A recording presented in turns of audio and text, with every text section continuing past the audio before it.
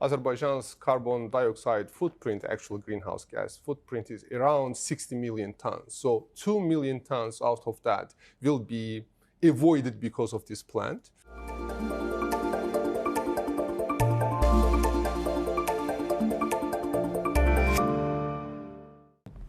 Hello and a very warm welcome to another episode of Energy Frontiers. This month we take a closer look at Azerbaijan's newest and most advanced power station, the 8th November power plant, located in Mingashevir, often called the nation's energy capital. In just a moment we'll hear from Deputy Minister of Energy, Dr. Elnur Sultanov, about what this means for regional gas diplomacy and domestic supply. But first, here's a quick overview of what's in play. The 8th November power plant is a high-efficiency gas facility, the largest of its kind in the South Caucasus. Powered by combined cycle technology, it's designed to generate up to 1,880 megawatts of electricity, whilst cutting emissions by around 50% compared to older infrastructure. Its hydrogen-ready turbines align with Azerbaijan's long-term, low-carbon ambitions, and by saving more than 1 billion cubic meters of gas each year, it has the potential to reshape the country's energy balance, both at home and abroad. So how will the plant contribute to Azerbaijan's energy transition, and how will its impact be measured in real terms? I'm delighted to say that I'm joined in studio now to answer all of these questions and more by Azerbaijan's Deputy Minister of Energy, Dr. Elnur Sultanov. A very warm welcome. It's great to see you again. Hi, Rebecca. Thank you for being here today. My pleasure. Let me start by asking you about the 8th of November power plant. It's now operational, but how will you measure its impact beyond capacity? And what does it actually mean to Azerbaijan in terms of the energy transition and your goals there? Thank you for the question. Capacity matters when we talk about the contribution of this new plant to Azerbaijani grid system, economy, and overall climate goals. Why? Because this plant used to be the biggest but least efficient power plant in Azerbaijan. But now it's the biggest but one of the most efficient power plants in Azerbaijan. Currently, as we talk, it's producing around 30% of all electricity consumed in Azerbaijan right now. That means that we are going to be feeling and calculating very clearly how much natural gas we are going to be saving by relying on this plant at this capacity, at this level.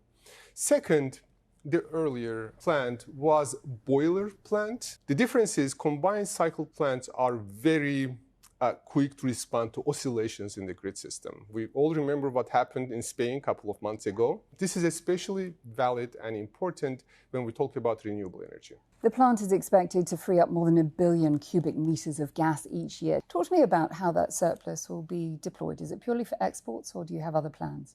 In the best of all possible worlds, this saving could go up to 1.2 BCM of gas, actually. And I believe that if you look at the amount of carbon dioxide that are reduced, that are avoided, it kind of will amount up to 2 million tons. We can definitely talk about saved natural gas that are measured in millions of cubic meters of gas that we have. This is a very significant amount. It will be used differently. It could be used domestically, or it could become part of our export mix that we are currently realizing. Recently, OPEC at their 9th seminar talked about there being no end of demand for oil anytime soon, certainly not ahead of 2050. And they point to an investment of more than $18 trillion being needed before that time. Does that mean that you in Azerbaijan and with these plants are continuing to invest in hydrocarbons, but also in the renewable side of things? I mean, Azerbaijan currently has the presidency of COP29 as well. And what matters, and as COP29 presidency, we have been pursuing this goal, the scientific community and the best available science tells us that we need to reach net zero by 2050. That's our best shot, really. It does not mean that by 2050, all hydrocarbons will be out of the sea. What we have been observing in Azerbaijan is that it is increasingly becoming a natural gas country. And natural gas is important in two regards. Natural gas is the least polluting of all fossil fuels out there.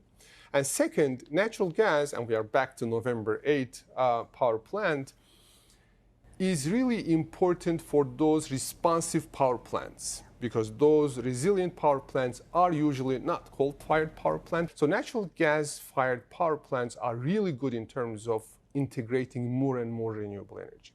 So in that sense, I really commend also as part of the COP29 team that Azerbaijan's push for more natural gas, because especially in European continent, as you know, there are a lot of countries that use coal, and if our gas is replacing that coal, in fact, in that sense, it's actually contributing to decarbonization. And in case our gas production will increase considerably, that will happen only if European Commission, with whom we signed a deal in 2022, is going to be supporting this process. Speaking of November 8th power plant, your turbines are hydrogen ready, but what is the roadmap? What is the timeline for integration? They will be able to use up to 40% hydrogen. And we already worked the hydrogen strategy with EBRD. But to be honest with you, hydrogen is very expensive, especially green hydrogen. Clean hydrogen is very expensive. What we think, and the way we started to think about hydrogen, is really related to immense offshore wind resources that we have in the Caspian Sea. Because if we want to develop those wind resources at scale, we are going to need some storage capacity. And I think in several months' time, we will start this implementation plan with EBRD. That way, we will have a clearer picture on how exactly we are going to be implementing this. In terms of the regulations, the policies, and indeed the infrastructure which you have referenced, what else needs to be put in place to make sure that hydrogen is firmly integrated into the energy mix? I think the first question is really technology. We need to have these mature technologies because electrolyzers that especially we use for green hydrogen, we don't have them at scale. But first and foremost, although I'm saying this last, it's about economics. It's about the cost of production of green or clean or low carbon hydrogen, and how and who will eventually pay for that. Because when you blend hydrogen for electricity production, you are increasing the cost of production. Again, back to 8th of November power plant, our state spent several $100 million for this project. But eventually this will help our economy, but also help our climate goals. We have to leave our conversation there, but it's been a pleasure. Thank you so much for your time. The pleasure is mine. Thank you. Thank you. Well, that's all that we have time for in this episode of Energy Frontiers. But join me again next time from our studio in Baku, Azerbaijan. I'll see you then.